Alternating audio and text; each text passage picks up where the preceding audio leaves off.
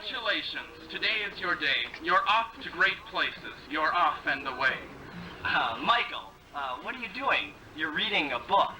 What, do you have a book report doing honors or something? Why don't you just read the summary on the back of the book? Or rent the movie and then write the report like everybody else. Pat, this is one of the finest pieces of literature ever written. And do you think I would deprive myself of the absolute joy of reading? Do you think that I would take any shortcuts to learning? You? Michael Friggin? Of course not. Oh, by the way, I want my Grapes of Wrath Cliff Notes back. I left them at home. I'll give them to you at the party. Okay. But the book I have here was written by one of the best authors of all time. Really? Who? Emily Dickinson? Nope. William Shakespeare. Guess again. Danielle Crone. No, it's not Danielle Crone either. I'm talking about the man who gave us The Cat in the Hat, The Star-Bellied Sneetches, and The Grinch Who Stole Christmas. This book was written by Dr. Seuss. Dr. Seuss. I love Dr. Seuss. My favorite is green eggs and ham. I would not eat them in a boat. I would not eat them with a goat. I would not eat them with a fox. I would not eat them in a box. I would not eat them here or there. I would not... Thank you, Pat. I remember the first time that I heard a Dr. Seuss story. I was in first grade. Do you remember being in first grade? Elementary school was my kind of school. There was no homework, and there were snacks every afternoon. And best of all, there were no girl problems. Do you remember playing on the playground together in first grade? Michael, I moved here in 6th grade. I didn't attend elementary school here. Well, just pretend then. These people are half asleep anyway. They'll never... Oh, okay, I'll try. Now, who did we have for our first grade teacher? Oh, we had Treckle, and it was a lot of fun. Mr. Treckle, he was a great guy. I loved his class. Pat, it's Mrs. Treckle. Oh, Mrs. Treckle, she was a great lady. I loved her class. Why don't we move on to something that you were actually here for? Oh, okay. 6th grade. Remember going to ELC camp in 6th grade? Yes, and it was a lot of fun, too. They had rock climbing and adventure ropes, and then we got out of school for 3 whole days. Plus, there was that long 6-hour bus ride to get there. That reminds me. Remember when Ryan Jordan threw up in his hat? or Mr. Augustine throwing up outside the bus? Someone else threw up, too. Who was that? You threw up all over my shoes! Those are some great memories. Yeah, they're real great, Pat. Let's get back to this book. Right here? Yeah. You have brains in your head. You have feet in your shoes. You can steer yourself any direction you choose. You're on your own, and you know what you know. And you are the one who will decide where to go. Did you notice the existential symbolism in that paragraph? When Seuss is trying to describe the choices that each one makes as each one goes into the mainstream of society. Yeah, sure. The picture's pretty cool too, don't you think? You'll look up and down streets, look them over with care. About some streets you will say, I don't choose to go there. With your head full of brains and your shoes full of feet, you're too smart to go down any not-so-good street. And you may not find any that you'll want to go down. In that case, of course, you'll head straight out of town. Boy, that sure makes me think about our future. Can you imagine what our 20-year reunion's going to be like? 20 years from now. What is everyone going to be like in 20 years? Michael Friggin, I can't believe it's you. I haven't seen you for 20 years. I read all about you starring in that Broadway production of Phantom of the Opera. I think about what you're doing all the time. Remember high school? We were best of buds back then.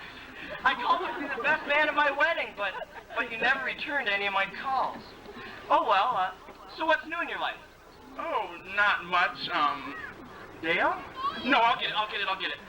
Anita? No, you're not Anita. Let me think. Oh, Lonnie Kelsey.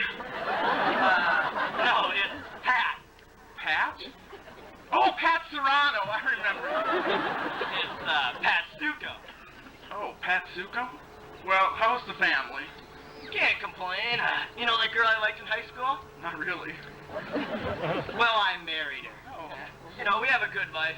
She complains a little, but you know how that goes. Well, it looks as if the class of 1992 from Sartell High School turned out to be a successful group. You're telling me. Look over there. Right there. Did you read about Chuck Binsfield winning the Nobel Prize for Chemistry? And what about Frank Rikuski becoming president of the United States? Personally, I never thought that dressing up in a wolf campaign would work myself. Oh, I still can't wait to tell my kids I had my locker next to Sean Stuckey, the quadruple gold medalist at the 2012 Olympics. Our class had its share of doctors and lawyers, teachers and artists, race car drivers and astronauts. Yeah. Oh, did you hear? Our old drama teacher, Mr. Tom Kuhn, died last week. Yes, I know. I went to his funeral, although I was the only one there.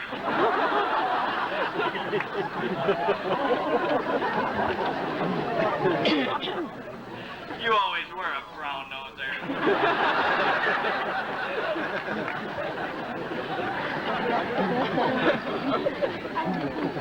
Remember when we gave that graduation speech? Oh, I still remember the day. May 30th, 1992.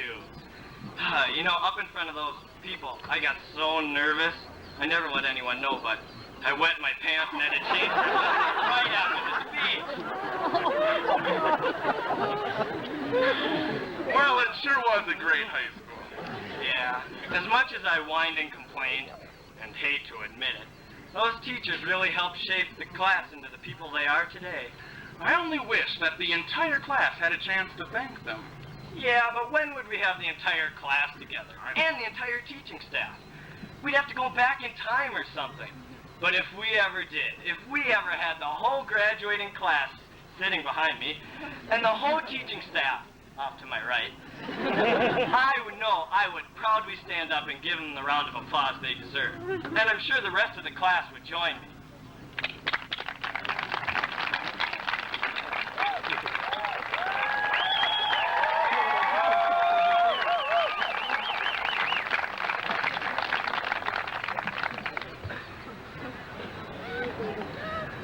Well, that was sure a strange flashback. Actually, I think it was a flash forward. Well, whatever it was, the future is sure going to be scary. And exciting. Out in the world, things can happen, and frequently do, to people as brainy and footsy as you. And when things start to happen, don't worry, don't stew. Just go right along. You'll start happening too. You'll be on your way up, you'll be seeing great sights. You'll join the high flyers who soar to high heights. You won't lag behind, because you'll have the speed. You'll pass the whole gang, and you'll soon take the lead. Wherever you fly, you'll be the best of the best. Wherever you go, you will top all the rest. Oh, the places you go, there is fun to be done, there are points to be scored, and there are games to be won. And the magical things you can do with that ball will make you the winningest winner of all. You'll get mixed up, of course, as you already know. You'll get mixed up with many strange birds as you go. So be sure when you step with care and great tact. And remember that life's a great balancing act. Just never forget to be dexterous and deft, and never mix up your right foot with your left. And will you succeed? Yes, you will indeed. 98 3/4% guaranteed. So, be your name Bregelman, Booth, or Graquet, or Sadagaski, Schlichting, Schulte, Donay. You're off to great places. Today is your day. Your mountain is waiting. So get on your way. You know, Mike, this really was a pretty good book. For a book report now. What's the title of it anyways? Well, it's called Oh, the Places You'll Go. Yeah, the places we'll go. Thank you.